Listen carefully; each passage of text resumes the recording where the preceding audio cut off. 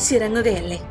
കഴിഞ്ഞ 10 വർഷത്തിനിടയിൽ കേരളത്തിനെ ആകെ മാറ്റിമറിച്ച ഒരു പ്രസ്താവന. പ്രളയക്കെടുതിയിൽ എന്ത് ചെയ്യണമെന്നറിയാതെ തകർന്നു നിന്ന ഒരു ജനതയ്ക്ക് ആ വാക്കുകൾ ആത്മവിശ്വാസമായി. കേരളത്തിന്റെ നാനാഭാഗങ്ങളിൽ നിന്നും ആളുകൾ ഇറങ്ങി. കുത്തിയൊലിക്കുന്ന വെള്ളത്തിനു മീതെ വള്ളങ്ങളുമായി രക്ഷാപ്രവർത്തനം തുടങ്ങി. കേരളം ഇന്നുവരെ കണ്ടിട്ടില്ലാത്ത ഒരുമയോടെ. കാരണമായത് ബഹുമാനപ്പെട്ട മുഖ്യമന്ത്രി പിണറായി വിജയന്റെ ആ വാക്കുകളാണ്. നാം ഒന്നിച്ചിറങ്ങുകയല്ലേ. ആയിരങ്ങളുടെ ജീവൻ രക്ഷപ്പെടുത്തി അവർക്കാവശ്യമായ ഭക്ഷണം ഒരുക്കി ഒടുവിൽ നഷ്ടപ്പെട്ട കിടപ്പാടങ്ങൾക്ക് പകരം കിടപ്പാടം വരെ നൽകിയാണ് ആ പ്രവർത്തനം അവസാനിപ്പിച്ചത്.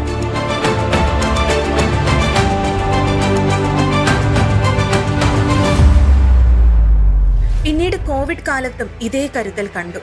കുടിൽ തൊട്ട് കൊട്ടാരം വരെ ആ കരുതലിന്റെ സ്പർശമെത്തി. മനുഷ്യരിലേക്ക് മാത്രമല്ല, ജീവജാലങ്ങളിലേക്കും ആ വ്യക്തി തന്റെ കരുതൽ പകർന്നു. ആരും പട്ടിണി കിടക്കുന്നില്ലെന്നും ആരും ചികിത്സയില്ലാതെ ബുദ്ധിമുട്ടുന്നില്ലെന്നും ഏത് വിഷയത്തിനും പരിഹാരമുണ്ടെന്നും അദ്ദേഹം ഉറപ്പാക്കി. 6 മണിക്ക് കൃത്യമായി നടത്തിയ വാർത്താ സമ്മേളനങ്ങൾ ജനങ്ങൾക്കാകെ ഒരു നാഥനുണ്ട് എന്ന തോന്നലുണ്ടാക്കി.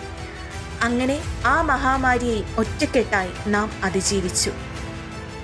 അതിനും കാരണമായത് ആ വാക്കുകൾ. നാം ഒന്നിച്ചിറങ്ങുകയല്ലേ.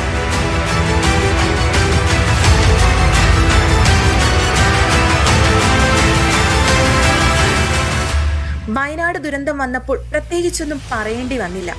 മലയാളിയുടെ ഓർമ്മയിൽ ആ വാക്കുകൾ മായാതെ കിടന്നിരുന്നു. വീണ്ടും മലയാളി ഒന്നിച്ചിറങ്ങി. ഇന്നിപ്പോൾ ഉറ്റവരെയും ഉടയവരെയും ജീവിതത്തിലെ മൊത്തം സമ്പാദ്യവും നഷ്ടപ്പെട്ട 100 കണക്കിന് പേർ സുരക്ഷിതത്വത്തിന്റെ തണലിലേക്ക് എത്തിക്കഴിഞ്ഞു. ആ വാക്കുകൾ ഇപ്പോഴും മുഴങ്ങുന്നു. നാം ഒന്നിച്ചിറങ്ങുകയല്ലേ. ഓരോ പ്രതിസന്ധി കാലത്തും ഒരു യുദ്ധത്തിലെ ക്യാപ്റ്റനെ പോലെ ഒരു വാർ റൂം തുറന്ന് കൃത്യമായ കാര്യങ്ങൾ ഏകോപിപ്പിച്ച് നടപ്പാക്കി. സർക്കാർ സംവിധാനത്തെ ആകെ എണ്ണയിട്ട യന്ത്രം പോലെ ചലിപ്പിച്ചു. ഒരിടത്തും അത് എത്താതിരുന്നില്ല എന്നുറപ്പുവരുത്തി.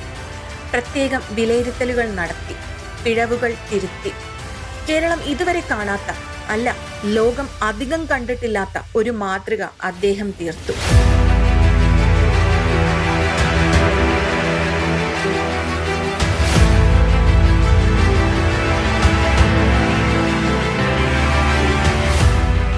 ഒരു ജനത പ്രതിസന്ധി ഘട്ടത്തിൽ പതറുമ്പോൾ അവരെ കൈപിടിച്ച് നയിക്കുന്നവനാകണം നേതാവ്. കേരളീയ ജനത പ്രതിസന്ധിയിൽ പതറിയപ്പോൾ കൈപിടിച്ച് നടത്താൻ നമുക്കൊരു മുഖ്യമന്ത്രി ഉണ്ടായിരുന്നു. എന്തിനേക്കാളും വലുത് ജനതയുടെ ആത്മാഭിമാനമാണെന്ന് തിരിച്ചറിഞ്ഞ ഒരു മുഖ്യമന്ത്രി. അദ്ദേഹം ആരെയും തൻ്റെ മുന്നിൽ വന്ന് യാചിക്കാൻ അനുവദിച്ചില്ല. ധനസഹായങ്ങൾ ദാനം പോലെ കൊടുക്കാതെ ഒരു ജനതയുടെ അർഹതയായി പരിഗണിച്ചു.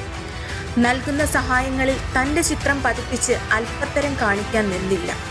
സഹായങ്ങൾ ഔദാര്യമല്ല, അവകാശമാണ് എന്ന് അദ്ദേഹം പഠിപ്പിച്ചു. നന്ദി മുഖ്യമന്ത്രി, പ്രതിസന്ധികളിൽ ഞങ്ങളെ താങ്ങി നിർത്തിയതിന്, അവയെ എങ്ങനെ നേരിടാമെന്ന്, എങ്ങനെ മറികടക്കാമെന്ന് ഞങ്ങളെ പഠിപ്പിച്ചതിന്, ഞങ്ങളുടെ അഭിമാനം ഉയർത്തിപ്പിടിച്ചതിന്. നന്ദി പ്രിയപ്പെട്ട ക്യാപ്റ്റൻ. നന്ദി പ്രിയപ്പെട്ട മുഖ്യമന്ത്രി. വരും നാളുകൾ ആധുനികാനന്തര കേരളത്തിന്റെ സൃഷ്ടാവെന്ന് അങ്ങേ വാഴ്ത്തും.